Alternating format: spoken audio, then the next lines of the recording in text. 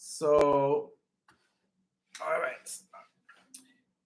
right, we're live. As soon as you get on, if you want to see me on video, you go to YouTube, Forensic Networker, and make sure you like, subscribe, hit the bell button so you can get notified, and make a lot of noise. Be interactive. Be interactive. Whether you're on Zoom or whether you're on YouTube, just be interactive. You know, if there's something hits a bell for you, share it. Just blow it up. Blow it up. You know, make a lot of. This is how you become a participant, not an observer, right? The whole thing about MLM, I talk a lot about the forensic. Are you an observer or are you a participant, right? So you don't, signing up and launching your own business is the first part. Of course, you need to do that. But then after that, what determines if you're an observer or participant is if you actually participated. So with that, Renee, whenever you're ready, I'm not sure if I think Wes is going to join us too. Can you look for him on Zoom as well? Yeah, he's already a panelist for me. Wonderful. All right, we got two of our millionaires here. All right, let's go. All right. Well, I guess usually I want to let Reza start first. Of course, him being the first million in the company. But Reza, up to you. I think that this topic is really cool because I know when I was first starting off in the industry of network marketing, I was always curious. What do these top earners of these companies do? Right? What do these 5-figure, 6-figure, 7-figure earners do on a daily basis? And once they get to their 7-figure income, do they change their daily method of operation? Is it the same, or do they have more time, or what are they really doing to keep growing their business? Right? Do they go to the beach and spend the next 50 years there? So perhaps Reza, of course, I guess why don't you go first and share with us, of course, what you do perhaps on a daily basis, and then we'll kind of compare notes here and see if we're doing the same thing. Who's working harder? Who's playing harder? Right? Who's working harder? Who's working? Yeah. Well, sure, we'll be able to say. So Reza, go ahead. Yeah, this topic brings back memories. Back in early '90s when I got started in this industry, I had no idea. I'd never been in it. I'd been observing for a little while because my brother Rumi was doing it part time, and I was watching him. And by default, I got to hear a lot of coaching, motivational speakers on cassette tapes and all that.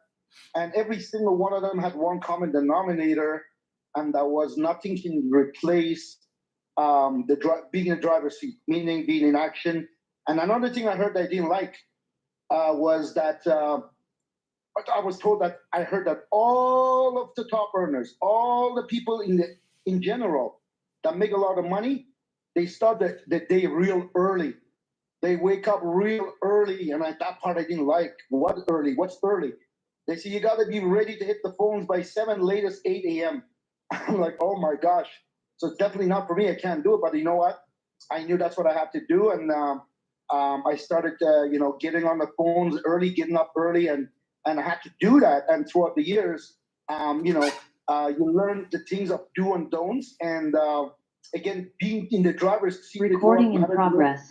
You know what yourself, Renee, what driver's seat means. Maybe you want to talk about what that means. One thing you take instructions. Another thing is getting behind the wheel, meaning applying the stuff that you hear. And I still make me laugh when we have this big restaurant beside us, very famous, still around, and Ramin's first call. That was really funny. Maybe we can share that later. But, you have to get on those phones and you have to apply. So go ahead, share yours. What is it that drives you? What is it that you do? I know you got into business. I remember your very first month, 5K. I was like, what? This kid made 5K? They're like, yeah, 5K. I'm like, wow. Okay. And so, yeah, go ahead. Oh, thank you. Thank you for, I guess, giving me the honors to, grab the helm here. And you're right. It brings back tons of memories, and definitely, how do I put this? The things that I did my first 14 months in the business to go from working part-time to full-time, and the things that I do today might be a bit different. However, I can almost actually say that the amount of time I put into the business has become more because, of course, initially I had my part-time job, I had my full-time job, part-time business. So I was putting in about maybe 3 hours a day after work, during my lunch breaks, my coffee breaks, to do the business. Once I went full-time, of course, I put a lot more hours in. And that's where I really had to rely upon the forensic networkers training on the full-time DMOs, right? Because we go full-time, you can't use the same part-time method of operation to build it full-time because you're already full-time, right? You know, you have more hours in the day to go into the business. It also means you have more hours in the day to relax and sleep in, but you can't do that. You can't fall for that. You can't fall for that trick too early on. And nowadays, of course, so I mean, initially early on, it was pretty simple in the sense that every day after work, my goal was every day, can I have a meeting every night? Whether I'm meeting somebody just to catch up or meeting somebody to go over, you know, some products or the business plan or invite them to a presentation, that was my goal. You know, back then, of course, I had no children, so Saturday and Sundays was always working days for me. Of course, today, you know, fast forward now 14 years, of course, and I now have, of course, a beautiful wife. I have two, you know, wonderful children, Marcel and Leon. But I was saying before that I don't feel like I'm working less, although I have more freedom. It's very interesting. So typically, I guess I'll start on Monday.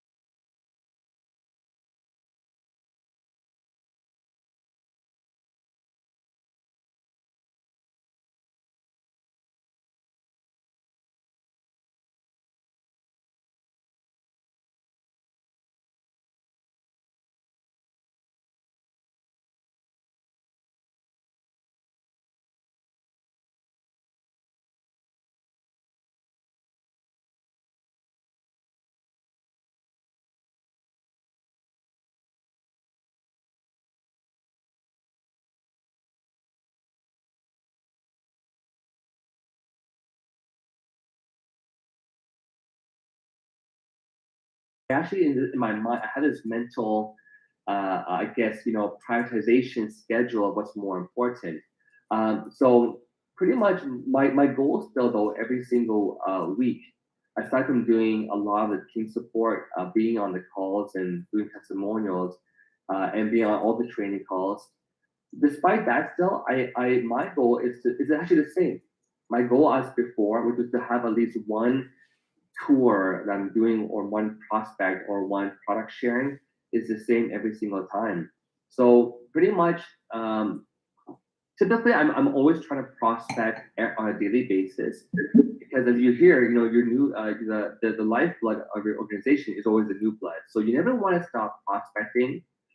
And but of course, aside from that, though, the other key thing that I do though is because I know that I have a very large team.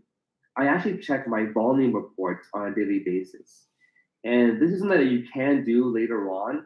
Definitely when your team gets bigger and bigger and bigger, you want to check to see, well, you know, who's the new people who are launching into the business, you know, and you want to send them an actual welcome message. Beyond that, though, I also want to check to see, you know, which volume is coming in from who.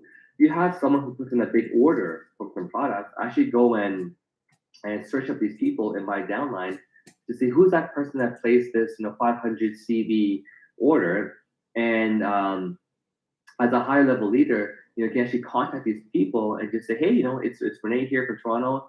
Just want to say, you know, congrats on your new purchase of orders. You know, I want to reach out to you and say hello, just kind of catch up with you. So, so every day it's pretty much the same routine as it was when I first got started 14 years ago, which is constantly trying to prospect, constantly sharing the products. I mean, even today, I actually because I guess I'll give today's example. Came home after my kids were dropped off, got back home, hopped on a morning call, and then by 10 a.m. this morning, I had to meet one of our partners at head office who brought one of their team members to the office to get trained. That was about a 2-hour meeting of just training and of course talking and of course motivation and inspiration. I had my own prospect who came in at 11 a.m. this morning to the head office. This prospect was actually a dentist who owns 5 different dental offices, who's been my client now on Fountain of Life for quite some time. And he wanted to grab something else from me, and I was already at the office. So I was thinking, why not time this so that this dentist, who I've always gone to his clinic to deliver products, could come and visit, of course, my company and my office. So Renee, let me unpack this a little bit, because I mean, sure. That's fantastic, because I've done forensic mentors about this, where you wake up in the morning. Our job is not that complicated, right? We sell something, we'll recruit someone, we'll welcome someone, we support someone, build like and trust and bond and those things. So when you say you wake up in the morning, you say, well, who placed an order, right? That's saying thank you to people who are in your team. I mean, for I don't know, for over a decade, you guys are making money. What a great way to start your day, just to call people, just to say thank you. What a great job that is. Imagine that, folks. Imagine that. What a great job. Don't you want a job where you wake up all day, wake up in the morning, and the only thing you got to do, first thing you got to do is just say thank you for someone who paid you, made you money? Is that a great job? If it's a great job, go and blow up the chats, right? Participate, be active, right? If who doesn't want a job like this? If you want a job that you wake up in the morning and you have to thank 50 people for making you money, would that be a good job? That's an incredible job, right? That's an incredible job. So you wake up, you check, you place an order. Okay, that's well. And then of course, then you talked about that you do a meeting, a job product. Okay, so you're selling something, wonderful. Then you did a meeting for somebody that's supporting your team. That's wonderful. It's not a great job, right? Wow, what a job! You support people, you thank people, you welcome people, and you get paid for the stuff. I mean, what a great! If you guys love the job, blow up the chat group, participate. Say, I want one of those jobs. Who wants one of those jobs? When you wake up in the morning and you just thank a lot of people for making you money. I mean, would that be something you want to do all day long? It's really amazing, because the dentist who came in and we're chatting. This is, again, I can show you the actual messages on my phone. I actually will show you the messages to prove to you guys. But they've been taking Fountain of Life, and he also uses the actual toothpaste and the spray, because he has 5 dental offices. So he came in, and of course, I got a chance to remind him of where FOL came from, which was actually our Flawless Skincare line. So he actually saw the Flawless Skincare line, and to make a long story short, he got so intrigued by it. Getting older, and here's a message from him, going through all of the actual cost of it. Long story short, what he said was, he was like, well, how many sets should I get, right?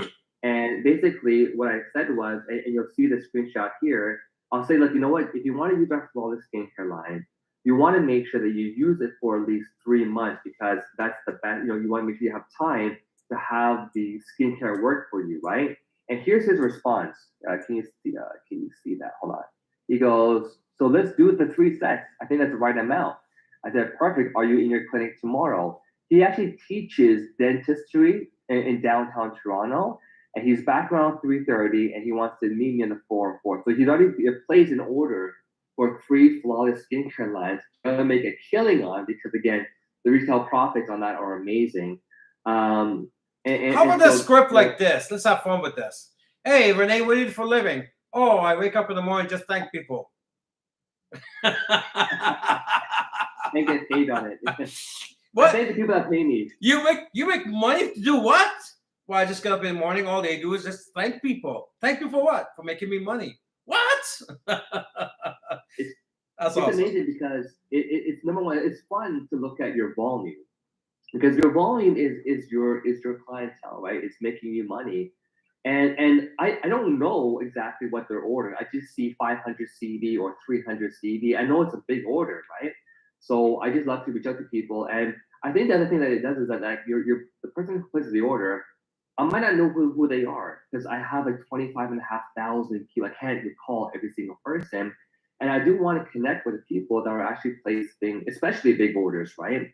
Because maybe that one phone call makes them feel like they're $1 million and they feel actually cared for the company. So the rest, I mean, this is okay. Okay, I can't get my mind around this. This is too awesome, right? You wake up in the morning, check your back office, and oh, I got a lot of people to thank. You know, this is one job. The busier you are, the happier you are, right? the more hard you have to work. Hey, 12 hours. Oh, it looks like I'm gonna have a 16-hour day today. that's an awesome way. So, Rez, what do you do when you go through the orders? And all of a sudden, you got all these 150s and 250. All of a sudden, it's something like $700, right? $600. Like you guys are getting really curious. Like, who is this? Like, who's blowing this thing up? It's interesting you say that because couple of weeks ago, I saw that I had made $180 of wholesale profit. Retail profit. And I'm like, where did it come from? I don't remember having a customer. Then I went in my back office. I looked, it said fair enough in clear detail who the person is, some lady in the west of Toronto. I didn't even know what the area was. I had to look it up. Her phone number, what she had ordered, and the retail profit I made. And I'm like, and the phone number is there. I'm still scratching my head. Who's this lady? So I had to, I called to thank her, so I said, hi, how you doing? Can I speak to so-and-so? She says, yes, that's me. I said, I noticed that I'm calling from Opulence because I wasn't sure, right? So I'm calling from Opulence just to make sure you got your order okay. If you have any questions with it. And she says, oh, no, I got my order the next day and I'm happy and I'm taking it and all that kind of stuff. And I says, do you mind telling me who guided you on how to place an order? And she said, I did it myself. I'm like, you did it yourself? She goes, yes, I've been following you. I've been watching your contents. And I've been on your webinars. And I basically went to opulence.com/Reza, made myself a VIP and placed an order. I'm like, wow. It reminds me of another gentleman out of Singapore that went to LA on his own without my knowledge. So I'm like, that's awesome. Like, you know what I mean? Let me know if there's any help you need, any education, and so on and so forth. And she was so happy to hear from me. So that's one. But one thing I want to talk about is in 2008, August 1st, 2008, my drive back to Ottawa, right around Kingston halfway mark, all of a sudden it sank in. Because I went to Toronto with Ramin in my car. So on the way back, it sank in around Kingston. This is what I'm going to do. I did not wait till I got to Ottawa. It's like somebody turned on the lights. I don't know why. It's like, Ramin's right. This is what I got to do. So I said, who am I going to call first? We had this young man, Sean Singh. I called him. I said, meet me at my house. I'll be home around 4:35. He says, okay. He comes there. He didn't know what for. He thought it was something else. I did my first presentation for him. I did my first presentation for him and he joined. Obviously, 12 hours later, his best friend did join.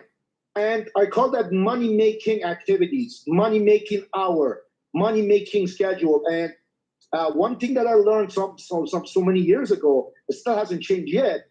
When you start into a business, you don't have a team. They teach you to go 70-30. Really, it's 100% frontline, 100% because you don't have a team.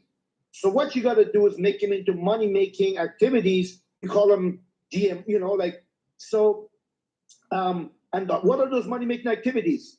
Either retail the products or build a team or both. And I make sure, because I got to Opulence when I got started, Renee was already making $20,000 a month. Okay, his downline was making over $13,200. I saw the checks in her purse. Okay, she hadn't cashed it for 3 weeks. She had it in her purse. So I saw those. That was enough for me. I was mad actually, that I didn't get to work faster. And what I was doing was tour after tour after tour. Whoever came that saw the tour decided to join. I didn't tell them I'll see you tomorrow, next day, or next week. I says, go make some calls. I'm doing tours for these people, and get your people to come down right now. And we did it in my house, my basement. And we just kept so busy, tours after tours after tours. And myself, I had a job. For a lot of you guys saying, well, these guys did it full time. No, I had a job. So did Renee. We had a job, and I had a young one that was only 10 months old. Not even 9 months old. Oh, yeah, 10 months old. So I had to really be organized, make my times count. So I went to work in the morning, finished by 4. I went and saw my boy that was only 10 months old, 9 months old, for an hour if I could. And I sacrificed that, because when I held him, I didn't want to leave. But I had to do it because I wanted to get rid of my job. And we would do tours after tours after tours, constantly on the phone. And when we had a flat spot, we felt guilty. Regardless of the results we had, we knew we have to keep doing tours. And we kept doing tours. We did some retail.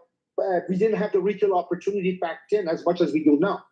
Because back then it was only fashion, right? It was only fashion. Now we have the world in front of us. So it's much easier to do retail now. So, and let's go ahead. Complete your sentence. I want to ask you a question. Okay. So, you know what? I remember we were getting results like crazy. We just did tours after tours after tours. Morning, my job. Nights and weekends, this business. But came around November. Really, I was ready to give away my job because income was that great. We kept going till about 6 months. And January 1st, 2009, bye-bye, boss, as the French people put it, and I started doing this full time. So, yeah, go ahead, Renee. All right. So, the forensic business plan, right? And Renee, you can jump on this too. So we talk about the 70-30, where 70% you go front line and you got 30% downline supported DLS, right? And when you start, because you have to start that momentum, that velocity, and eventually as your team grows, and maybe the 70-30 becomes 60-40 and then 50-50, we get to your level.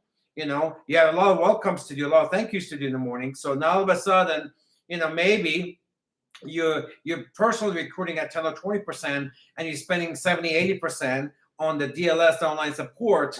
So because that's just how it works, right? When initially there's not a lot of people in your team, then you got to build that team, and it starts with you. So where you guys are with your schedule right now, like what percentage of your day do you spend on DLS, the online support, or what percentage you spend on getting new customers and launching new shops? One thing that I want to share, which applies to everybody. It applies to everybody. When we started, Renee and I started, social media wasn't what it is today. And I remember I had to have long distance text messaging and calls, and I had to spend money.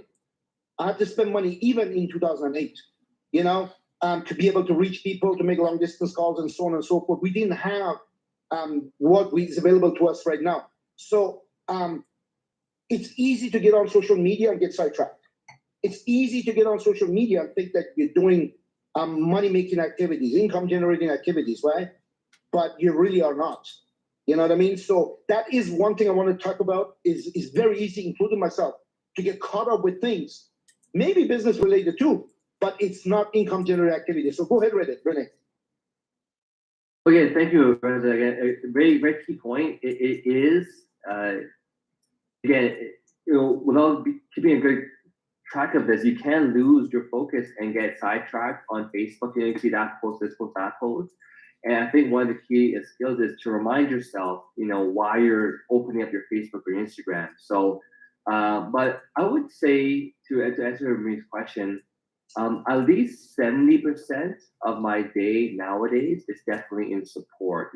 Sometimes it could be 70%, 80%. In some days, I'm just so busy supporting the team with I literally, I had a team member of mine in Taiwan on WeChat, and they reached out to me, and of course, I've been going back and forth with messages, and they made a comment that I had to kind of I guess, give some tough love. And they were saying to me, Renee, you used to always take my phone call me back, and we would talk about, the issue I had in mind, and nowadays you don't really call me back, and we would be exchanging messages.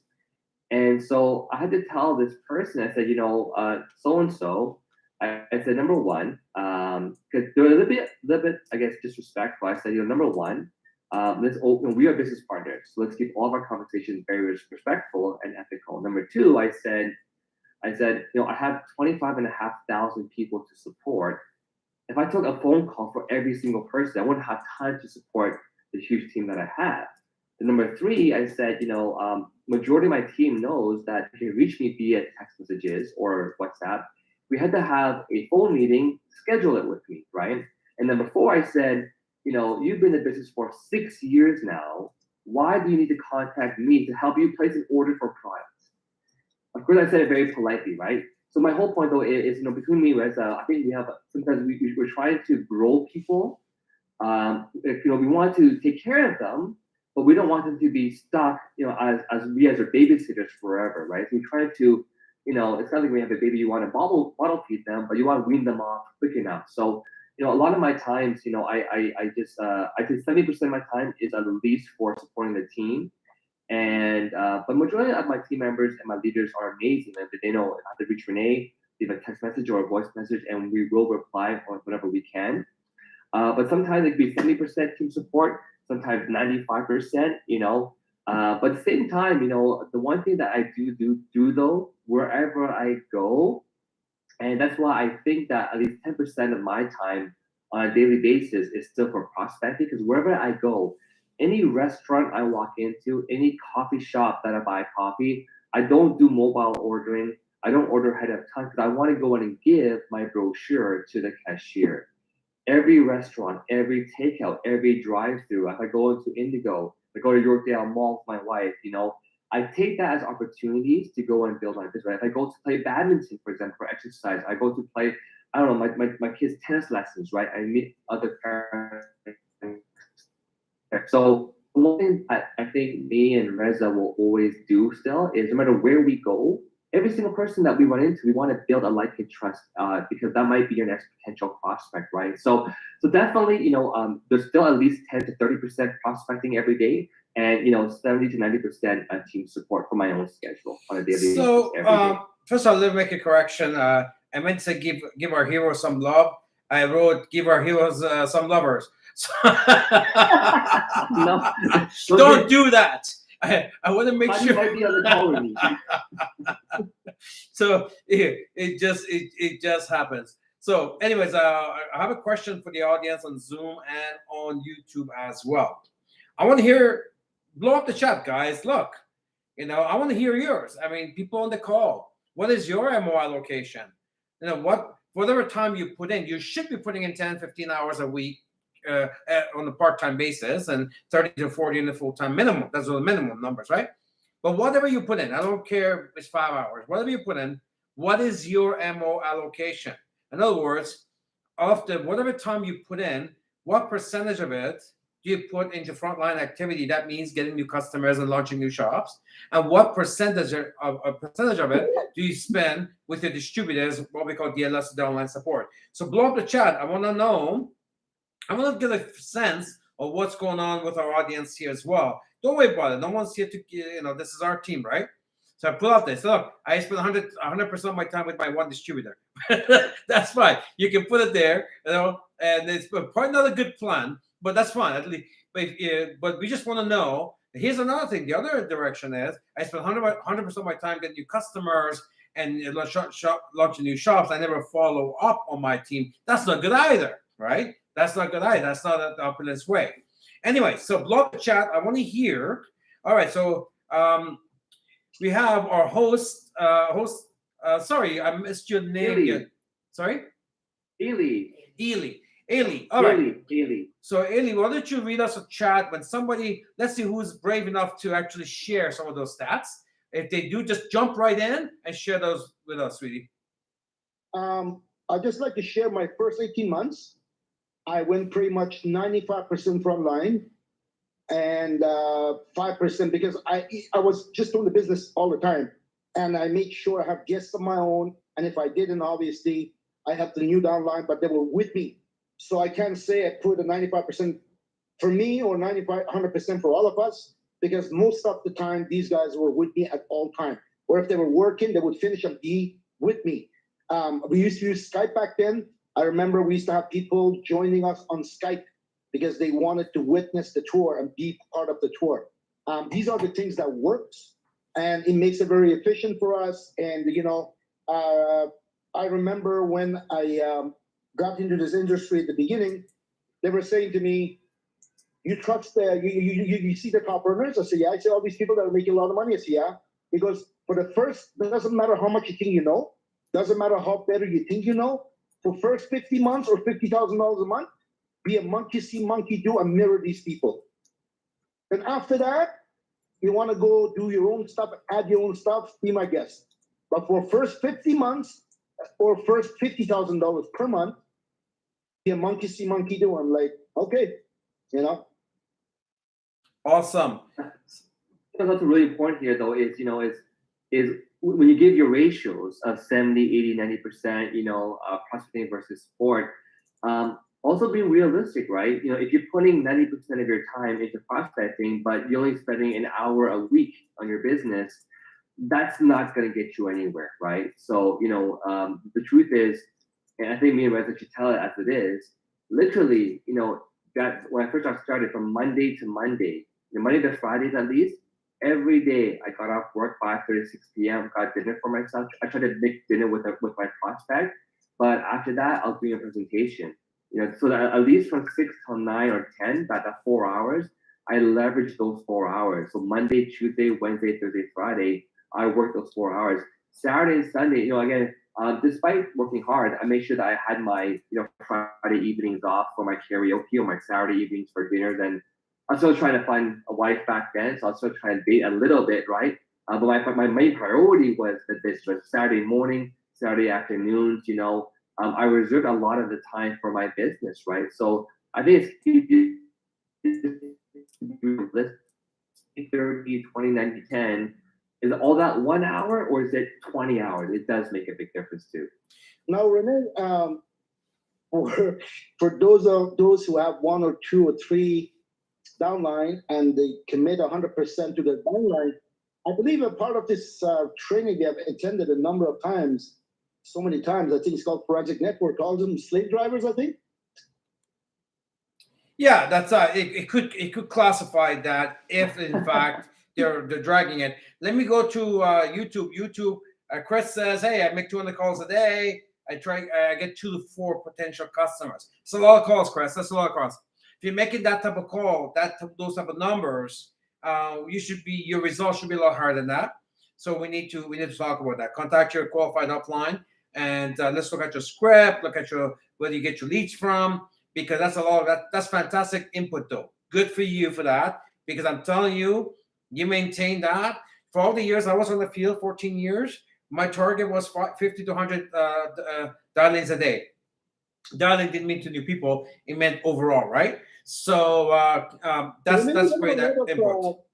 We have a lot of new people on the call. Yeah. I remember that story I've shared a lot of time, but we have a lot of new people. Maybe you want to share with people your very first call in the industry, what it was, how it was, and how you got over the fear.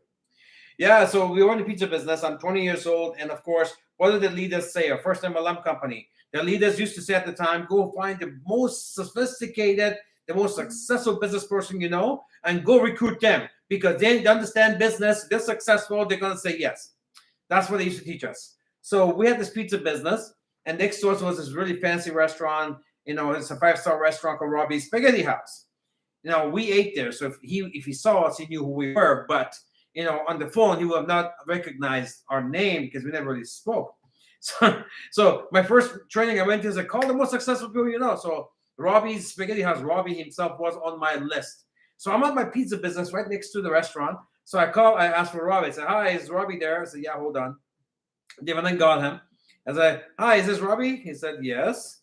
I said, "Oh." And then it says, "Yes." And I was nervous, right? I was so nervous, right? So, so he said yes for the third time. I said, "You know what this is?" He says, "No." I said, "Good," and I hang up. that was my very first prospecting call to a more successful person. You know what? We all go through that. All right. So going back to my list here. And Chris says he puts 8 to 10 hours a day. Good for you, Chris. I mean, that's fantastic. Again, we fine tune your script and scale all this stuff and your list. You're gonna hit to 5 figure in no time. Charlene, I was 70% partners, which means downline support, and 30% my business. That's perfect. That's absolutely perfect when you first come into MLM, still building it. And so here's I don't know, what do we have? Eileen, right? Eileen, what do we have on the Zoom side? Over here we do have Tammy that she does like 100% on prospecting, as the pandemic has caused losses in her area. So she's starting all over with cold call. For myself, as my team is still small, so I'm spending most of my time, like 90% on building the team and 10% on supporting the existing partners. Oh, thanks for sharing. As while we're talking here, like I've listened to the multimillionaires here, right, and see what they're talking about and stuff. So here's a script. Let's just have some fun with this, right? Because people look at the pins, the top pins, millionaires as leaders, right? We use the word leaders. You know what? If I was on the field, of course I was a leader. Right? I was a master distributor and all that stuff. But you know what? I would represent myself. I'm the chief butler. You know, because I want to wake up all day long just welcoming people, right? You know, you go to a hotel, you got the butlers there, you know, you got the bell, they're welcoming you to the hotel. What if you become the chief butler in your organization, where you're welcoming everybody that's coming in, giving a proper presentation, proper love? Remember, MLM has changed so much, hey guys. It's changed so much. It used to be this hypey thing, you got in and you make all kinds of money, right? It's a lot more than that now. People will not get in for those reasons anymore, right? You won't be able to join your team. There's a lot of companies out there. You better have a lot more in your game than just that. I can tell you, because nobody's a mathematician, understand comp plans anyways, right? Everyone's got the best comp plan anyways. No one's got the second best comp plan. Everyone's got the best comp plan. Everyone's got the best juice, right? No one's got the second best juice. Everyone's got the best juice, right? So I'm telling you, and the new person doesn't know that. So if you want to get people in your business, you better have a lot more in your game than that.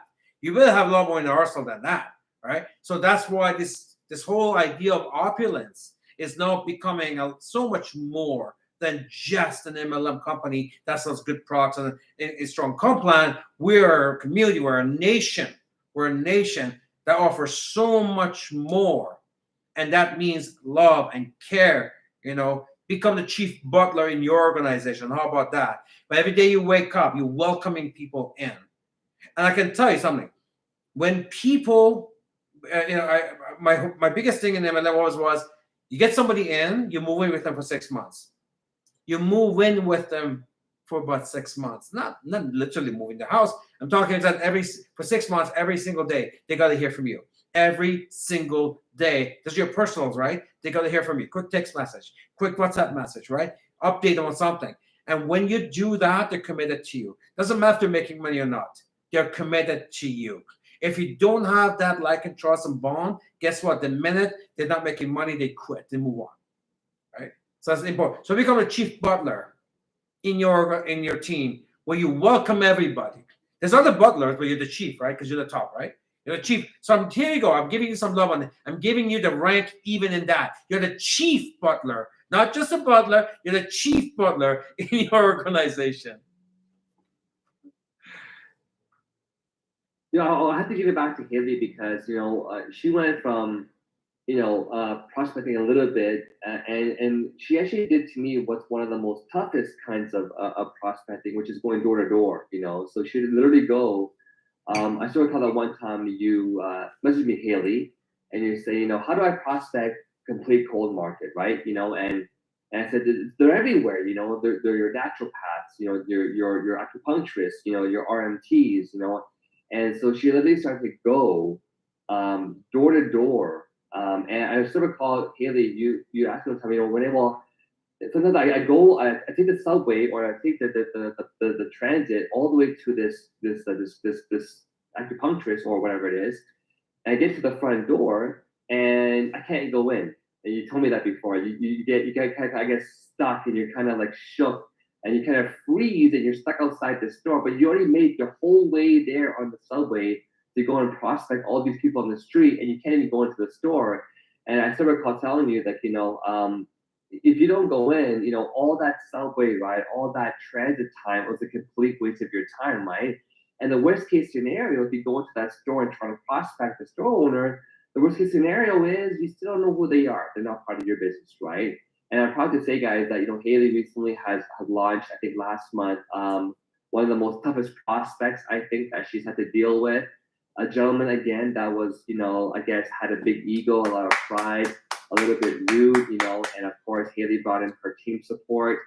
Let's give her some love. Let's give her some love. Let's give her some love. Some love, and when she launched that, and after she launched that LA, she launched another LA, again right afterwards. But that is one of, of course, for me, one of the feats and the achievements that you want to celebrate because you broke down all the barriers. You went to that store. You're of course you're very young still, but I have no doubt in my mind that the way that you're going, Haley, and how you're growing and evolving, you will become the next youngest millionaire in the company. So hats off to you for that. Congrats to you. So let me put you on the spot here. How old are you, Haley? I'm 31 this year. 31. You know what? It'd be nice to retire at 35, huh? Yep. Yeah. Well, it took exactly, and not just retire, because people retire the job broke. No. You want to retire as a millionaire. Renee, she's 31. How long did it take you to make your first million? 4 years for me. 35, right? Retire as a millionaire at 35. And we're talking of actual application. It's not of theory. The people, that's how long it take you to make your first million? 27 months. 47 months. 27 months. Wow, 27 months. That's like a little over 2 years, right? That was over 2 years. Actually, my topic for tonight was monetary velocity, but I think this is such a good conversation. It's almost time up, so I'm just gonna leave that for next week. Is this called good guys? Come, blow up the chat group. Just give these guys some love. They're both multimillionaires. They don't need to be in the call, but they actually do need to be in the call. But you know what? They're here anyways, and let's give them some love. They're sharing with you what's going on in their day to day, so you know what you need to be expecting. If these guys are working it like this, then you got to do the same thing, right? You guys have to do the same thing. You just do it at a smaller scale, because we tend to think, but they got a bigger team. No. I can tell you, my MO at the company is the exact same as Reza's and Renee's, and their MO is exact same as yours, just at a different level. We all do the same thing. We all do that. We work in our company. Our staff go in. What do?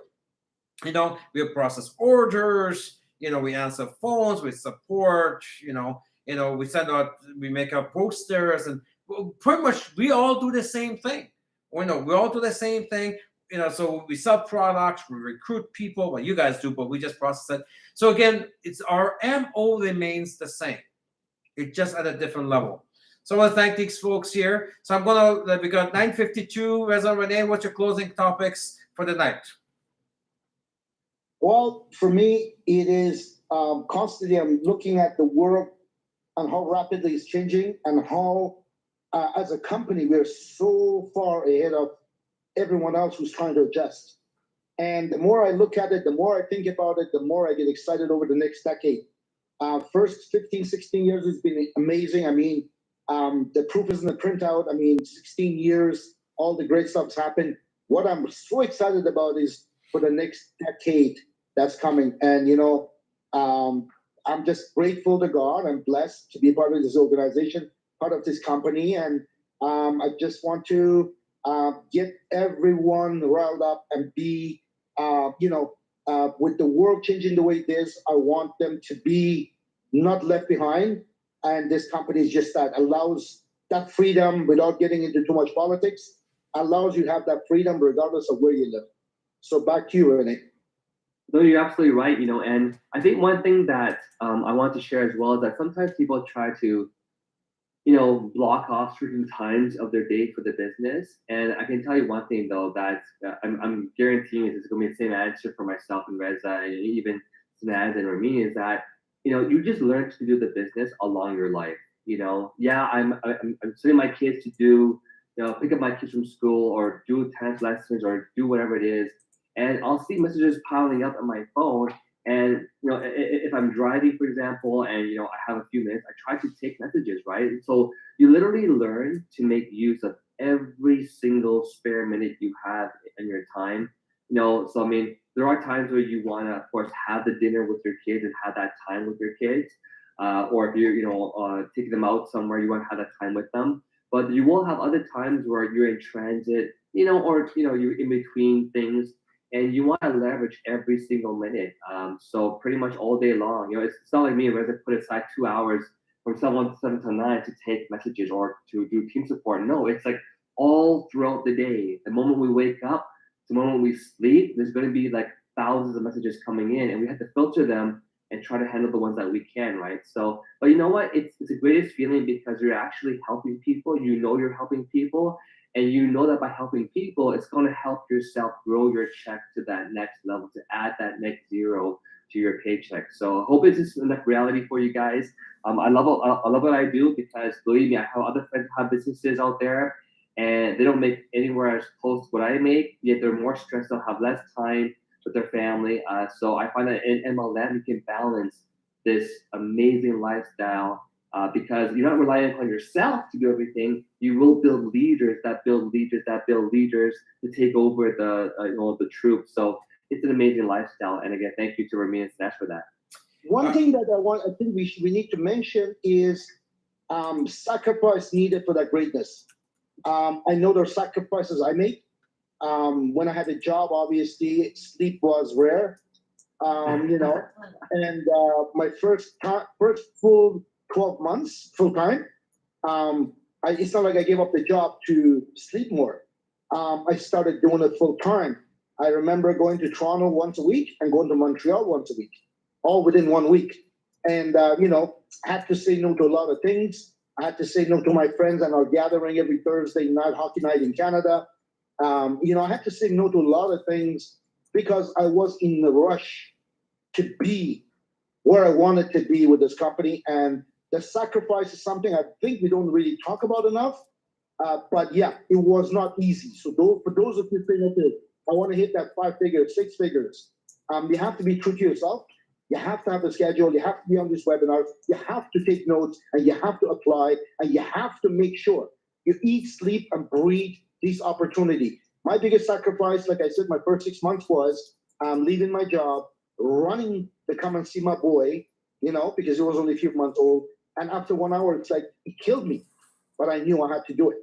I knew I had to get to work. I knew if I wanted to be free in 6 months, so I don't have a job, I had to make that sacrifice. I said no to 2 trips from our own CEO.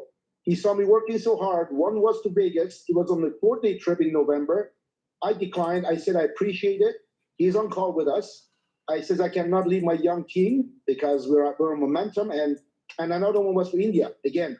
So sacrifices are needed if you want that greatness now. So that's the last thing I wanted to share. Awesome. All right, everyone here. Just to close before I pass out to Haley, make sure you follow Forensic Networker on Instagram. We has 2 different languages there. We can make sure you go to Forensic Networker Nation on Facebook. You follow that. Drop your email on forensicnetworker.com. You get my weekly or sometimes 2-3 times a week of my forensic mantras, as well as drop by YouTube, subscribe, like, comment, share the link with at least one person, and let's build up our community. With that, Haley, I want to thank you and congratulate you for stepping up. That's what we want to see with our new people. You're a superstar in the making, and I love seeing new people just step up and leading the way. With that, I pass the call back to you. Stay forensic, everyone. Thank you, Ramin. Thank you, Renee. Thank you, Reza. It's a really great call, very inspiring for me, and it love this call because it keeps me in check. We also have everyone blasting the chats on Zoom. Thanking both all of you, and they love this call today. So thank you, everyone.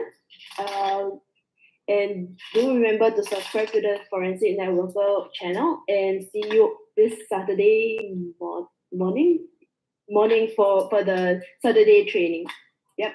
And quick reminder for those who are in Toronto area, of course, tomorrow night at 7 p.m. live in Toronto head office, we have our tour, not just live, but also, of course, on our Zoom usual meeting, the 806-50 Zoom number.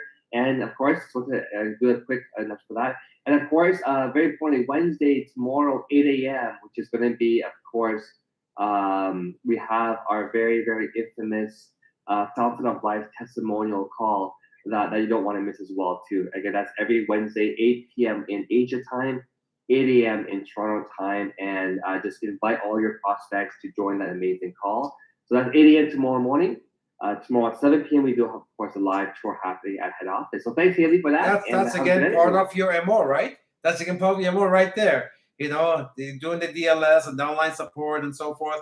First of all, before we go, I want to thank our top millionaires, Reza and Renee, for being on the call, sharing the wisdom. And this is what you look forward to, right? Everybody on this call, whatever you guys are at, they want to end up there. They want to become the chief butler in their organization. And all day long, all they want to do is say thank you to people who just made them money, right? If you love that, blow up the chat group, and let's close the call. Thank you, Ramin. To the billion. Thank you, To the everyone. billion. Bye, everyone. Good night. Thank you, Haley. Thank you. Bye-bye. Good night. Good night.